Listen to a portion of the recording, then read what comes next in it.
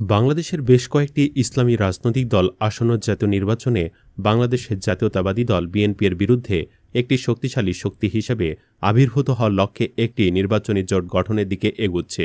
এই জোটে জামায়াতে ইসলামী, ইসলামী আন্দোলন বাংলাদেশ, বাংলাদেশ খেলাফত মজলিস, জমিয়ত উলামায়ে ইসলাম বাংলাদেশ, খেলাফত মজলিস, নেজামে ইসলামী পার্টি, ইসলামী ঐক্য জোট এবং বাংলাদেশ খেলাফত আন্দোলন অন্তর্ভুক্ত রয়েছে। নির্বাচনের তফসিল ঘোষণার পর এই জোটের চূড়ান্ত কাঠামো নির্ধারিত হবে বলে আশা করা হচ্ছে। জাতীয় নাগরিক পার্টি, এনসিপি, গণ অধিকার পরিষদ এবং এবি পার্টিসহ অন্যান্য দলের সাথেও আলোচনা চলছে, যারা এই জোটে যোগ দিতে পারে। বাংলাদেশ খেলাফত মজলিসের মহাসচিব মাওলানা জালালউদ্দিন আহমেদ নিশ্চিত করেছেন যে একাধিক বৈঠক হয়েছে এবং তারা এই দলগুলোকে তাদের জোটে অন্তর্ভুক্ত করতে আগ্রহী। এ নতুন জোটের প্রধান উদ্দেশ্য হল একটি ঐক্যবদ্ধ ফ্রন্ট তৈরি করা এবং নির্বাচনে একটি লেভেল প্লেয়িং ফিল্ড নিশ্চিত করা। ইসলামী দলগুলোর নেতারা জুলাই সনদ এবং নির্বাচনী বিধিমালা নিবিড়ভাবে পর্যবেক্ষণের অঙ্গীকার করেছেন। ইসলামী আন্দোলন বাংলাদেশের যুগ্ম মহাসচিব গাজী আতাউর রহমান জোর দিয়ে বলেছেন যে তাদের লক্ষ্য একটি মাঠ পর্যায়ের সমঝোতা, যেখানে সবচেয়ে শক্তিশালী সম্ভাবনাময় প্রার্থীরা সমর্থন পাবেন। তিনি আরও বলেন, তারা প্রহসনের নির্বাচনে অংশ নেবেন না এবং বিদ্যমান লেভেল প্লেয়িং ফিল্ড নিয়ে অসন্তুষ্ট।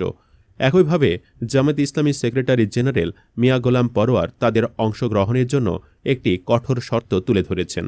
তিনি জোর দিয়ে বলেছেন যে নির্বাচন বিদ্যমান ফ্যাসিবাদী রাষ্ট্র কাঠামো এবং নির্বাচনী প্রক্রিয়া এর অধীনে নয়, বরং জুলাই সনদের আইনি কাঠামোর অধীনে হতে হবে। তিনি সতর্ক করেছেন যে যদি এই শর্তগুলো পূরণ না হয় তবে এমন নির্বাচনে অংশ নেওয়া অর্থহীন হবে। খেলাফত মজলিসের মহাসচিব আহমদ আব্দুল কাদেরও একই মনোভাব ব্যক্ত করেছেন। বলেছেন যে বর্তমান নির্বাচন কমিশন এবং সরকারি প্রশাসন এখনও সুষ্ঠু নির্বাচনের জন্য কাঙ্ক্ষিত মান অর্জন করতে পারেনি। এই ইসলামী দলগুলোর ঐক্যবদ্ধ অবস্থান বাংলাদেশের রাজনীতিতে তাদের প্রভাব সুসংহত করার এবং ঐতিহ্যবাহী দুই দলের আধিপত্যকে চ্যালেঞ্জ করার একটি কৌশলগত পদক্ষেপের ইঙ্গিত দেয়।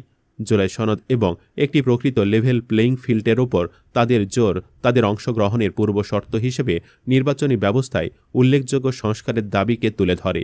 বিশ্লেষকরা বলছেন, যদি ইসলামী দলগুলো একটি শক্তিশালী জোট গঠন করতে পারে তাহলে এটি একটি তৃতীয় গুরুত্বপূর্ণ রাজনৈতিক শক্তি হিসেবে আবির্ভূত হতে পারে। এর ফলে ক্ষমতাসীন দলের ওপর জবাবদিহিতা বাড়তে পারে এবং গণতন্ত্রে একটি শক্তিশালী ও কার্যকর বিরোধী দলের ভূমিকা পালন করতে পারে। ছোট ছোট দলগুলোর বিভাজন দেশের রাজনৈতিক অঙ্গনে অস্থিতিশীলতা তৈরি করতে পারে। যদি তারা এক ছাতার নিচে আসে তবে তা একটি সুসংহত এবং স্থিতিশীল রাজনৈতিক ব্লক তৈরি করতে পারে, যা ভবিষ্যতে জোট সরকার গঠনে বা রাজনৈতিক সিদ্ধান্ত গ্রহণে আরও কার্যকর হতে পারে। ইসলামী দলগুলোর একটি নির্দিষ্ট আদর্শ ও এজেন্ডা থাকে। ঐক্যবদ্ধ হলে তারা তাদের সামাজিক, নৈতিক এবং ধর্মীয় মূল্যবোধ ভিত্তিক নীতিগুলো আরও কার্যকরভাবে তুলে ধরতে পারবে এবং জনসমর্থন আদায় করতে সক্ষম হবে। দেশের একটি উল্লেখযোগ্য অংশ ধর্মপ্রাণ এবং ইসলামী মূল্যবোধে বিশ্বাসী। একটি ঐক্যবদ্ধ ইসলামী জোট এই বৃহৎ জনগোষ্ঠীর আকাঙ্ক্ষা ও মতামতকে আরও সুসংগঠিতভাবে রাষ্ট্রীয় পর্যায়ে তুলে ধরতে পারবে, যা তাদের রাজনৈতিক অংশগ্রহণ বৃদ্ধি করবে। তবে এর সাথে কিছু চ্যালেঞ্জও থাকবে, যেমন আদর্শগত ভিন্নতা বা নেতৃত্ব নিয়ে মতভেদ। কিন্তু যদি তারা সফলভাবে একত্রিত হতে পারে তাহলে তা বাংলাদেশের রাজনৈতিক পটভূমিতে নতুন মাত্রা যোগ করতে পারে।